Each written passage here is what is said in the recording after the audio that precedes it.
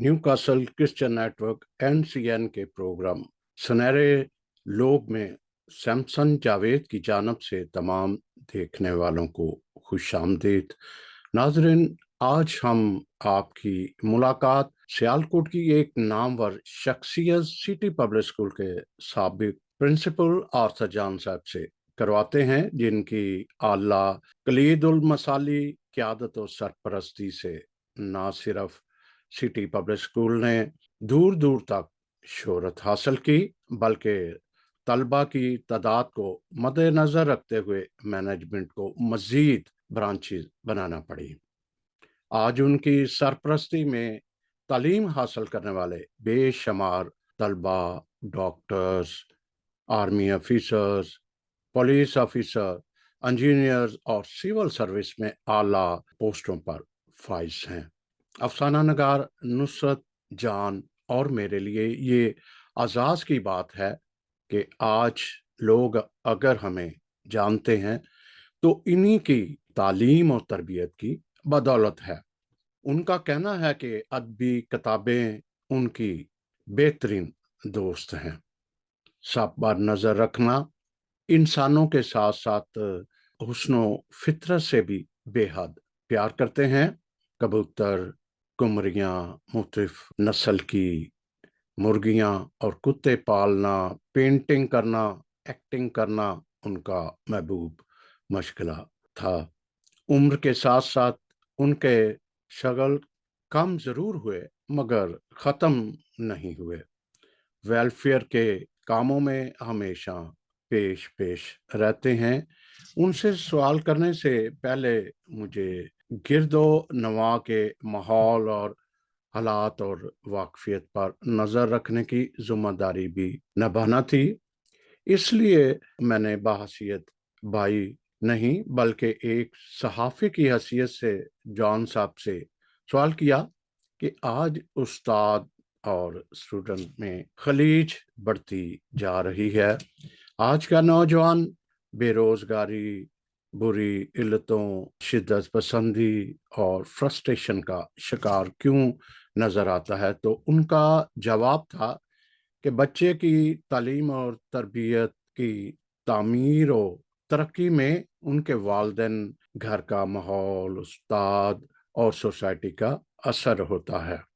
अगर माँ बाप अपने बच्चों की तरबियत पर भरपूर तवज्जो दें, घर का माहौल अच्छा रखें और उस्ताद अपनी जिम्मेदारियां पूरी करें, तो नई नस्ल बेहतरीन शायरी बन सकती है। क्योंकि सोसाइटी को अच्छा या बुरा बनाने की जिम्मेदारी हम सब पर है। नाजरीन, सियालकोट में इस वक्त राबिया अनम साहब का प्रिंसिपल आर्थर जान साहब से हम सब की मुलाकात करवाने वाली हैं। राबिया अनम ने हाल ही में लाहौर यूनिवर्सिटी से उर्दू अदब में MPhil किया और उनकी किताब भी शाया हुई है। खुदा ने उन्हें ज़बरदस्त खुद एतमादी अता की है। हम उनके लिए भी ढेरों दुआएं खुदा से मांगते हैं कि खुदा उन्हें और कामयाबी से हमकिनार कराए और आने वाली नई ज़िंदगी में भी उनके साथ हो। तो देखते हैं साबिक प्रिंसिपल आर्थर जान साहब से होने वाली खसूसी गुफ्तगू। बहुत शुक्रिया अनम राबिया साहिबा, थैंक यू। मुझ राबिया की जानब से आप सबको मेरा बहुत बहुत सलाम, मेरा आदाब। आज के प्रोग्राम का आगाज मैं बहुत ही खूबसूरत मिसाल से शुरू करूंगी। किसी मुल्क में एक जंगल था और उसके दरमियान एक नदी बहती थी। नदी के हर तरफ घास, दरख्तों की शाखें, जंगली जड़ी बूटियां उगी हुई थीं। दरख्तों की शाखें और पत्ते नदी में गिरते तो पानी में ताफुन पैदा होता और पानी भी रुक जाता। उस मुल्क में जब नया मेयर आया तो उसने आते ही सबसे पहले उस नदी को साफ करवाया। उसके इर्द गिर्द घास, दरख्तों की शाखें, पत्ते हटवाई और वहां पर एक शख्स को तैनात किया कि जब भी नदी में शाखें, पत्ते गिरे तो फौरन उसे वहां से हटा दिया जाए। उस जगह के बारे में लोगों को पता चलना शुरू हुआ, उस जगह की खूबसूरती के बारे में लोगों को पता चलना शुरू हुआ। दूर दूर से लोग उस नदी को देखने आते और खुश होते। उस मुल्क की आमदनी में इजाफा होने लगा और उस मुल्क के सफारती ताल्लुकात अरूज पर आ गए। नए इंतखाबात हुए, नया मेयर आया। उसने आते साथ ही सबसे पहले उस शख्स को वहाँ से हटाया कि क्यों इस शख्स पर हाँ पैसे ज़ाया किए जाएँ। हुआ ये कि नदी फिर से पत्तों और शाहों से भर गई। वो जगह देखने के काबिल ना रही। दरख्तों की शाखें नदी के पानी को रवानी से चलने से रोकने लगीं। वहाँ लोगों ने जाना छोड़ दिया। दरअसल जो शख्स किसी को नजर नहीं आता था, वो मुल्क के लिए सरमाया हासिल कर रहा था। वो मुल्क की खुशहाली का बाइस था। ये नजर ना आने वाले लोग उस्ताद हैं, जो बच्चों को कुंदन बना देते हैं, बच्चों को इल्म और शऊर अता करते हैं ताकि वो इस माशरे में सर उठा के जी सकें, किसी पे बोझ ना बने, इज्जत से जी सकें। अगर उस्ताद माशरे में नजर ना आए तो इल्म और शऊर नस्लन ब नस्लन मुंतकिल ना हो और ये माशरा बेकार हो जाए। डॉक्टर्स, इंजीनियर्स, ब्यूरोक्रेट, प्रोफेसर, साइंसदान सब फख्र से देखे जाते हैं, लेकिन इनको जो संवारने वाले होते हैं कहीं पीछे छुप के रह जाते हैं। इनकी ज़ात नज़रों से ओझल रहती है। हमने सोचा क्यों ना ऐसे इश्हास को आप सबके सामने लाया जाए। आज मैं जिन मोजिस शख्सियत से आपको मिलवाने जा रही हूँ, बहुत अच्छे राइटर, ड्रामा आर्टिस्ट, मुसव्वर, शिकारी, मुजस्मा साज और बहुत बड़े तलीमी इदारे के प्रिंसिपल थे। एक वक्त था कि सिटी पब्लिक स्कूल का तोती बोलता था। अस्सलाम वालेकुम सर। वालेकुम अस्सलाम। सबसे पहले आपका बहुत बहुत शुक्रिया सर कि आपने अपना कीमती टाइम मुझे दिया कि मैं आज आपका इंटरव्यू कर सकूं, आपसे चंद सवालात पूछ सकूं और वो लोग जो आपको करीब से जानना चाहते हैं, इन सवालात से गुफ्तगू के ज़रिए से वो आपको करीब से जान सकें। आप सर किस सन में प्रिंसिपल बने? पहली बात तो अनम, आपका बहुत शुक्रिया आज के इस मौके के लिए और आपकी इस कावश के लिए, और एक उस्ताद को वो मकाम देने के लिए जिसके वो काबिल है, और उस्ताद की इज्जत और उसका मकाम एक पैगंबर की तरह है जिसे मैं हमेशा जहन में रख के काम करता रहूं। मैं 17 मई 1981 में प्रिंसिपल बना। आपने ISSB और पब्लिक सर्विस कमीशन का इम्तहान भी पास किया। आपके वालिद आपको आर्मी ऑफिसर बनाना चाहते थे क्योंकि वो खुद आर्मी में थे। आप टीचिंग की तरफ कैसे आए? मेरी छोटी उम्र में ही तरबियत इस तरह की गई कि मैं आर्मी में जाऊं। जहाँ जहाँ वालिद होते थे वहाँ की जो ग्राउंड्स वगैरह होती थी, वहाँ मैं अक्सर व बेशतर एक्सरसाइजेस के लिए जाया करता था, और फिजिकली और मेंटली मैं हमेशा आर्मी के लिए तैयारी करता रहता था। वो कहते हैं कि as the luck would have, मैं ISSB क्लियर करने के बाद ककूल में आर्मी ऑफिसर की तरबियत हासिल कर रहा था, जिस दौरान मुझे मल्टीपल फ्रैक्चर हुए और ट्रेनिंग के आगाज के चंद माह बाद ही मुझे मेडिकल ग्राउंड पे रिजेक्ट कर दिया गया। और वो दिन मुझे याद है कि मेरी वालदा और वालिद ज़ारो कतार रोए, और उनमें मैं भी शामिल था। बहरहाल जो वहाँ ब्रिगेडियर कमांडिंग ऑफिसर थे, उन्होंने मुझसे कहा कि मिस्टर आर्थर, इसका मतलब ये कतई नहीं कि जिंदगी खत्म हो गई है, ये भी अल्लाह ताला की पाक मर्जी है कि शायद वो आपको आर्मी के में नहीं चाहता था, शायद वो आपसे कोई और बड़ा काम लेना चाहता था। और उसने कहा कि मैंने जो महसूस किया है कि आप जिस शोबे में भी जाएंगे कामयाबी हासिल करेंगे। वापसी पे मैंने PCS का एग्जाम दिया, लेकिन बदकिस्मती से मेरिट पे ना आ सका। फिर मैंने पंजाब यूनिवर्सिटी ज्वाइन कर ली, और उसके बाद जैसे ही मैंने आखिरी पेपर दिया तो मैंने उसी दिन सिटी पब्लिक में इंटरव्यू दिया, और द वेरी नेक्स्ट डे मैं उस अदारे का स्टाफ मेंबर बन गया और अपनी तालीमी मसरूफियात का आगाज कर दिया। हमने सुना है कि आपका बचपन बहुत खलंडरा था, आप बचपन में बहुत शरारती थे। आपने इतनी कामयाबी कैसे हासिल की? बात यह है कि ये हकीकी बात है कि बचपन में فٹ بال کھیلنا، جو کہ ہمارے علاقے کی سب بچوں کی فطرت ہے کہ جیسے ہی پیدا ہوتے ہیں تو وہ فٹ بال کھیلنا شروع کر دیتے ہیں۔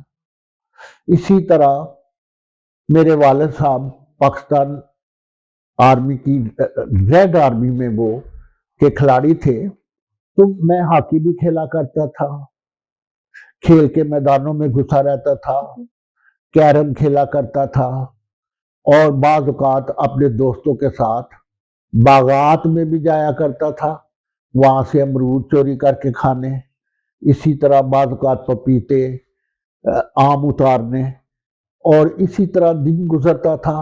لیکن جیسے ہی شام ہوتی تھی تو فوری طور پہ میں کتابیں ہوتی تھی اور میں ہوتا تھا، پھر میرا پڑھائی کا عالم ہوتا تھا۔ زبردست۔ اچھا مجھے بتائیے کہ آپ کی انگلش ادب سے دوستی کیسے ہوئی اور آپ نے کن کن مصنفین کو پڑھا؟ بات یہ ہے کہ شروع ہی سے میں نے جب گریجویشن کی تو وہ بھی انگلش لٹریچر میں کی، later on bachelor of education بھی انگلش لٹریچر میں کی، اور ایم اے انگلش میں بھی پنجاب یونیورسٹی سے انگلش لٹریچر ہی میں کیا۔ لیکن اس کے ساتھ ساتھ میں نے اردو لٹریچر کا بھی مطالعہ کیا، اس میں بہت سے مصنفین سامنے آئے جن کا میں نے مطالعہ کیا۔ مثال کے طور پہ شعراء میں سے میر تقی میر، غالب اور علامہ اقبال میرے فیورٹ شعراء میں سے ہیں۔ غالب اور علامہ اقبال کی جو شاعری ہے، اس کی گہرائی، اس کا فلسفہ، سوچ، تفکر انتہائی بلند ہے، جس میں ملک و قوم کے لیے ایک جذبہ ہے، ایک تربیت ہے، ایک تعلیم ہے، ایک پیغام ہے، اور اس لیے انہیں پسند کیا۔ اور انگلش میں بائرن، شیلے، شیکسپیئر، یہ تمام جو مشہور انگلش پوئٹ تھے، ناولسٹ تھے، ان سب کے ناول اور شاعری سے گزرا ہوں، اس کا مطالعہ کیا، اور خاص طور پہ جان کیٹس کی جو شاعری تھی اس نے مجھے بہت زیادہ متاثر کیا، اور اس طرح انگلش ادب میں میری دلچسپی بہت زیادہ تھی، اور میں پھر ٹیچر بھی انگلش ہی کا بنا، اور وہاں ہی سے میں پھر پرموٹ ہو کے سٹی پبلک اسکول کا پرنسپل بنا۔ آپ کے اساتذہ کون کون تھے؟ میرے اساتذہ میں خیر اللہ تھے، ایف ایس خیر اللہ، بہت ہی بڑے ملم منتظم تھے۔ ڈنکن تھے جو ہمیں انگلش گرامر پڑھایا کرتے تھے۔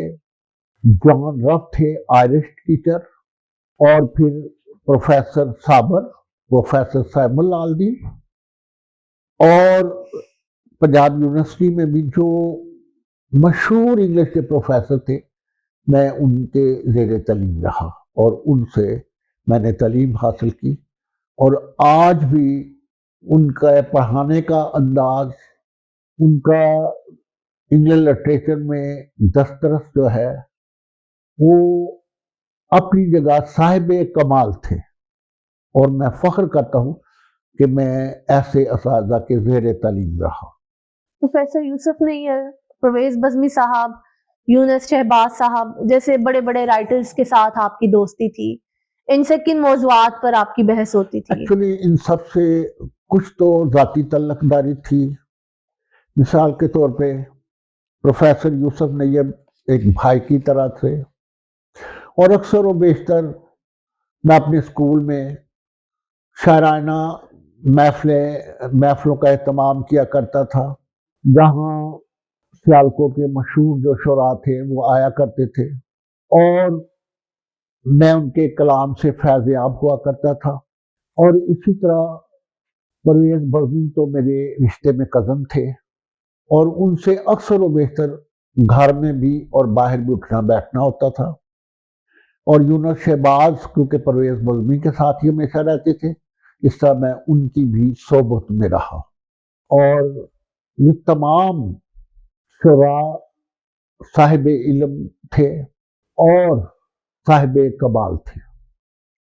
پروفیسر یوسف نیر کا میں ذکر کرنا چاہوں گی کہ پروفیسر یوسف نیر میرے دل کے بہت قریب تھے، میرے عظیم استاد تھے، اور میں یہ ضرور ذکر کروں گی کہ لوگ کہتے ہیں میں بہت اچھا بولتی ہوں، میرے ایکسنٹ کو سدھارنے میں، میری غلطیاں نکالنے میں سب سے بڑا ہاتھ ان کا تھا. خدا انہیں جنت نصیب کرے. میرا سوال آپ سے یہ ہے کہ بطور پرنسپل آپ کو کتنی مشکلات کا سامنا کرنا پڑا؟ کرسچن ہونے کے ناطے آپ نے ایک بڑا نام کمایا، کتنی جدوجہد کی یہ نام کمانے میں؟ سب سے پہلے تو جب مجھے پرنسپل بننے کا موقع دیا گیا تو میں اساتذہ میں سے سب سے سینئر ترین تھا.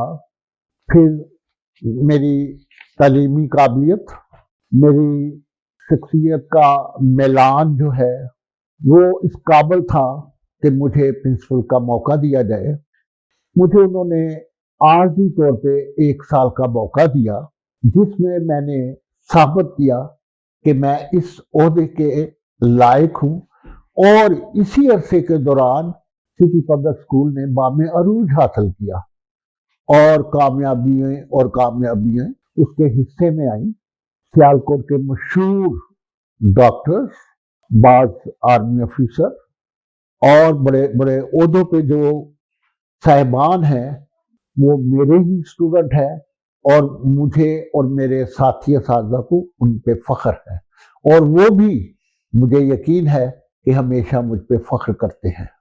ہماری قوم کے آگے بڑھنے میں ہمارے اداروں کا کیا رول ہے؟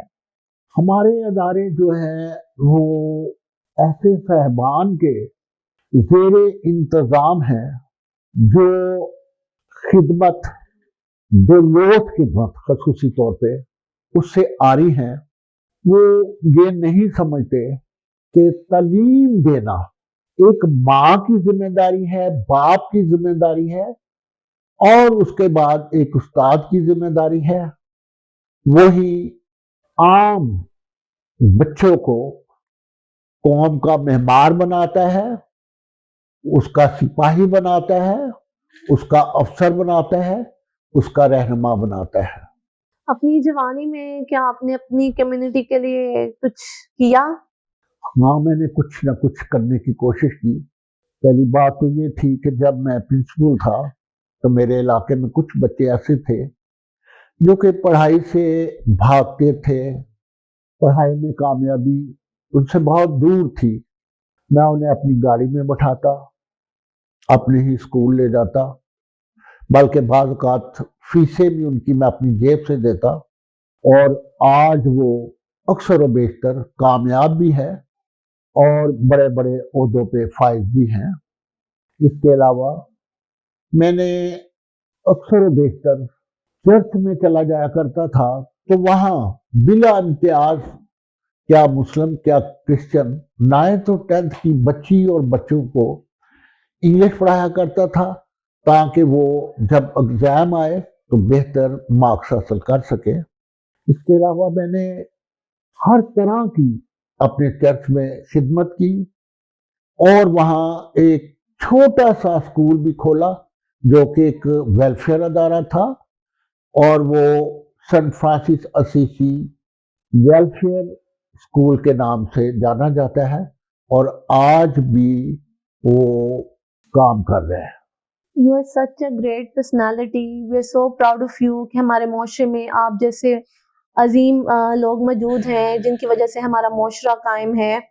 میرا سوال آپ سے اب یہ ہے کہ سنا ہے کہ آپ کے گھر میں کتابیں ہی کتابیں نظر آتی تھیں، کیا آج لوگوں میں کتابیں پڑھنے کا رجحان ہے یا نہیں؟ بات یہ ہے کہ سب سے پہلے تو خود بھی میں جو بھی اردو ادب کی، خاص طور پہ اردو ڈائجسٹ اور بھی بہت سی ڈائجسٹ کتابیں اردو میں، انگلش میں، وہ میں پڑھا کرتا تھا. اور میری یہ کہنا چاہیے کہ مجھ میں ایک تجسس ہوتا تھا، ایک شوق ہوتا تھا کہ میں کتابیں پڑھوں، اور میں انہیں پڑھا کرتا تھا.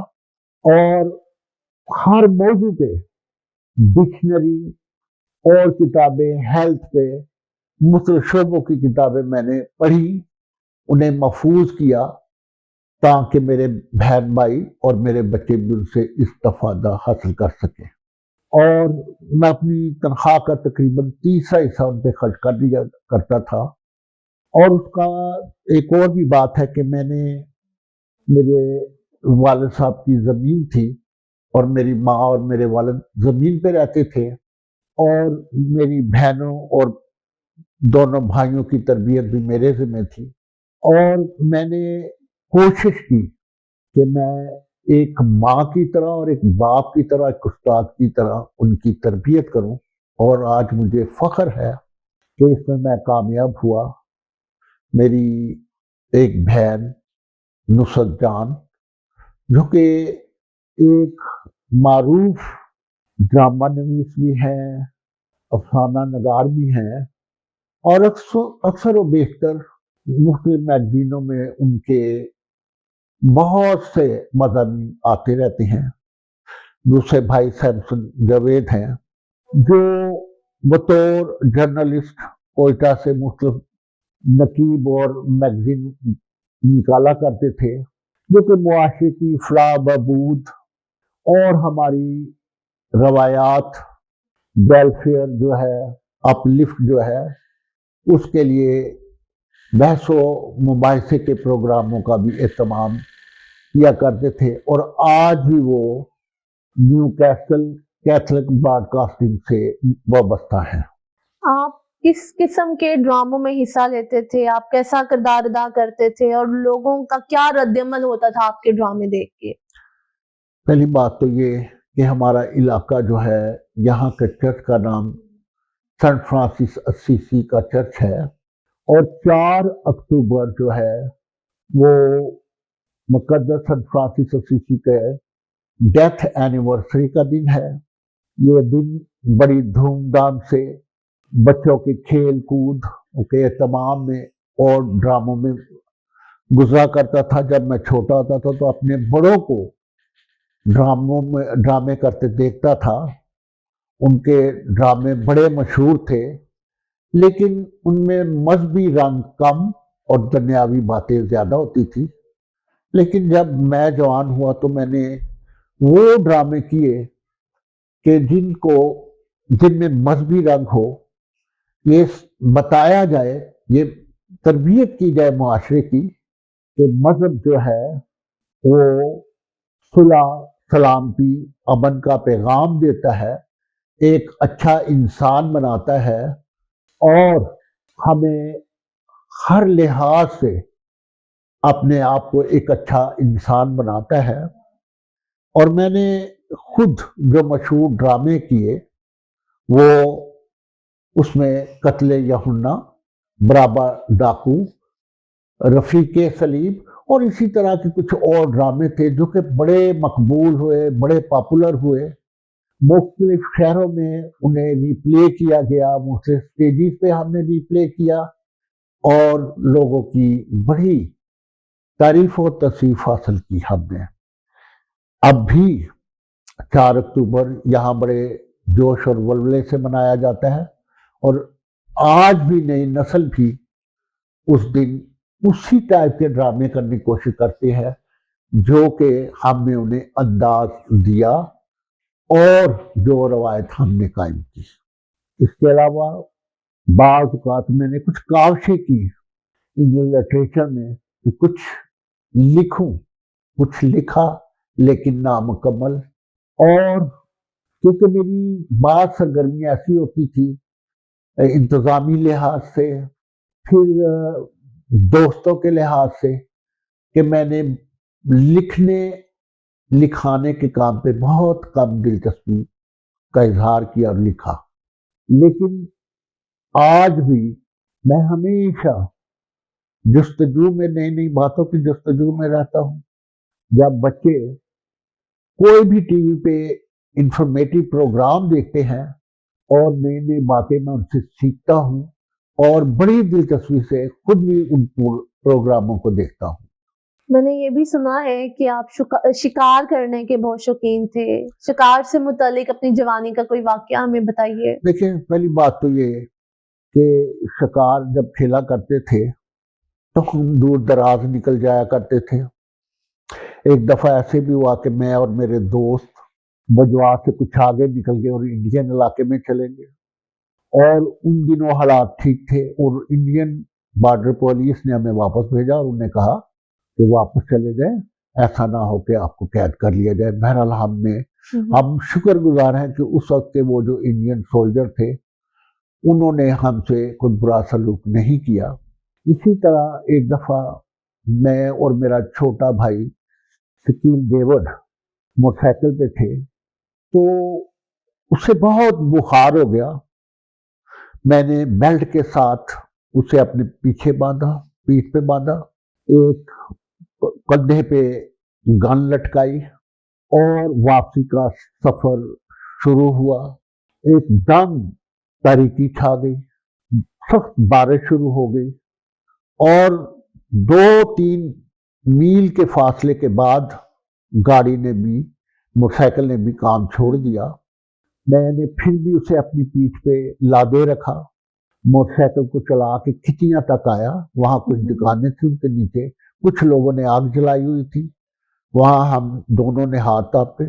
وہاں میڈیکل سٹور سے میں نے اسے دوائی لے کے دی، اسے میں نے چائے پلائی اور اس نے کچھ بہتری محسوس کی اور اتفاق دیکھیے کہ موٹر سائیکل بھی ایک دم سٹارٹ ہو گئی اور ہم دونوں خیریت سے گھر پہنچے.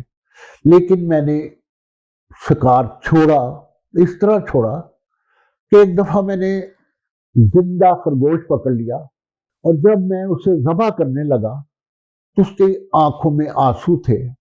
وہ دن میرا شکار کرنے کا اور بطور شکاری آخری دن تھا.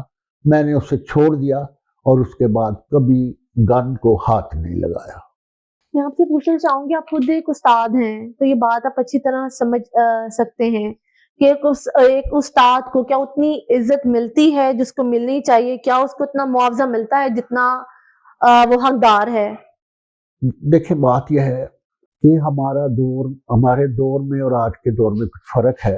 آج ہر بندے کی ضروریات بہت زیادہ بڑھ گئی ہیں. اس کا کھانا پینا، کپڑے پہننا، آنا جانا ہم لوگوں سے بہت ہی مختلف ہے. ہم لوگ یہ نہیں سوچتے تھے کہ ہمیں معاوضہ کیا ملنا ہے.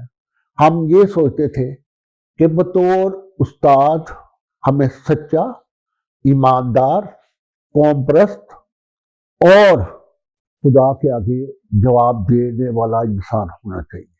اور اسی بات کو ذہن میں رکھ کے ہم لوگوں نے ٹیچنگ کا عمل شروع کیا اور جب ایک منتظم بنا تو تب بھی میں محسوس کرتا تھا کہ جیسے میں اپنے اسکول کے دروازے پہ قدم رکھتا تھا تو مجھ میں ایک استاد اور ایک اچھے منتظم کی روح حلول کر جاتی ہے. اور اس طرح میں نے چلایا. لیکن آج کے استاد کو ضرور ضروریات بھی، اس کے بھی بچے ہوتے ہیں، اس کا بھی ایک خاندان ہے جسے اس نے بریڈ اینڈ بٹر پرووائڈ کرنا ہوتا ہے. لیکن اسے ساتھ یہ بھی سوچنا چاہیے کہ جو بچے اس کے حوالے ہیں وہ قوم نے انہیں امانتاً دیے ہیں تاکہ وہ اچھے انسان بنے، اچھے شہری بنے اور اپنے ملک قوم کے کام آ سکے اور ایک اچھا مقام حاصل کرے اور ایک اچھا خاندان کا فرد بنے. کتنی خوبصورت بات کہی ہے آپ نے. میں آپ سے پوچھوں گی کہ آپ کے بچے کیا کرتے ہیں؟ میرے بچے جو ہیں وہ 3 بیٹیاں ہیں، تینوں کی شادی ہو چکی ہے. ایک جرمنی میں ہے، وہاں اپنے خاوند کے ساتھ اور بچوں کے ساتھ خوش و خرم زندگی گزار رہی ہے. 2 بچیاں سیالکوٹ ہی میں ہیں، دونوں کانوینٹ اسکول کی ملمہ ہیں اور وہ بھی کامیاب زندگی گزار رہے ہیں. 2 بیٹے ہیں اور دونوں نے ایک گارمنٹس کا یونٹ چلاتے ہیں اور گو کہ بہت بڑا نہیں ہے لیکن کافی ہے کہ وہ گھر کے اخراجات کو پورا کر سکے. امید کرتا ہوں کہ وہ بھی کامیابی اور کامرانی کی طرف بڑھیں گے.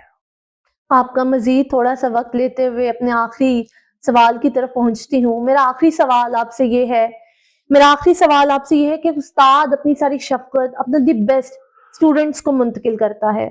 آپ کے اسٹوڈنٹس آپ کو یاد رکھتے ہیں تو آپ کو کیسا لگتا ہے؟ اپنے اسٹوڈنٹس کو بڑے بڑے عہدوں پہ فائز دے کے آپ کو کیسا محسوس ہوتا ہے؟ بات یہ ہے کہ اکثر و بیشتر جب میں کسی بھی کام سے بعض ہاسپٹلز میں جاتا ہوں تو وہاں جو ڈاکٹرز ہوتے ہیں آ کے میرے قدموں میں بیٹھ جاتے ہیں. بعض اوقات بڑے بڑے آرمی افیسر جو ہیں وہ مجھے ملنے آتے ہیں، میرا منہ چومتے ہیں. بعض اوقات مجھے کہتے ہیں کہ دعا کرے، ہمارے سر پہ ہاتھ رکھے، اور آپ کی یہ دعا اور شفقت ہی ہمارے لیے کافی ہے. اور بہت دفعہ ایسا بھی ہوا کہ میں نے اپنے دوستوں سے بات سے گلہ کیا کہ یار میں نے جتنی قوم کی خدمت کی ہے مجھے اتنا معاوضہ نہیں ملا. لیکن وہ کہتے تھے کہ نہیں، آپ معاوضے کی آپ کو بات نہیں کرنی چاہیے، کیونکہ جو عزت احترام معاشرے میں آپ کا ہے، جس طرح آپ کے اسٹوڈنٹ جو ہے آپ کو ماں اور باپ کی طرح پیار کرتے ہیں، شاید ہی یہ کسی اور کو ایسا مقام حاصل ہو. اور میں بھی اس طریقے سے ان اسٹوڈنٹس میں اپنی اولاد کو دیکھتا ہوں، اپنے آپ کو دیکھتا ہوں، اور فخر بھی محسوس کرتا ہوں.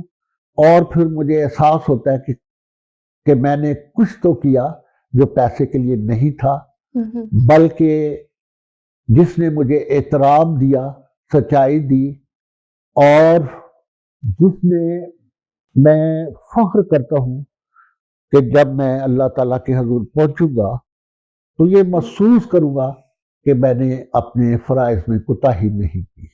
سر ایک بار پھر کہوں گی آپ کا بہت بہت شکریہ کہ آپ نے اپنا قیمتی وقت دیا. اور آخر میں یہ کہوں گی کہ تعلیمی شعبوں سے تعلق رکھنے والے لوگ ہمارے معاشرے کے بچوں کو پودوں کی طرح لگاتے ہیں، پھر ان کی دیکھ بھال کرتے ہیں اور ایک پھلدار درخت بناتے ہیں. یہی ہمارے معاشرے کی خوبصورتی ہے. ہمارے قومی اداروں کو چاہیے کہ اساتذہ کو ان کی زندگی میں ہی وہ عزت اور مقام دیں جس کے وہ حقدار ہیں، ورنہ مرنے والے کی پوجا تو ہر کوئی کرتا ہے. میں انتہا دل کی گہرائیوں سے سر آپ کا اور تعلیمی شعبوں سے تعلق رکھنے والے تمام لوگوں کو گرینڈ سلیوٹ پیش کرتی ہوں. آپ کو اور آپ کے کام کو ہمیشہ زندہ رکھا جائے گا. شکریہ. اور میں Newcastle Christian network UK کا بھی شکریہ ادا کرتی ہوں جن کی وساطت سے میں آج آپ کا انٹرویو لے سکی. میری طرف سے بھی جو ہے وہ Newcastle Christian network کا شکریہ ادا کیجیے گا، اور خصوصی طور پہ گو کہ سیمسن جاوید میرا چھوٹا بھائی ہے، لیکن اس اہتمام کے لیے، مجھ جیسے ناچیز کے انٹرویو کے لیے اس کا بہت شکریہ.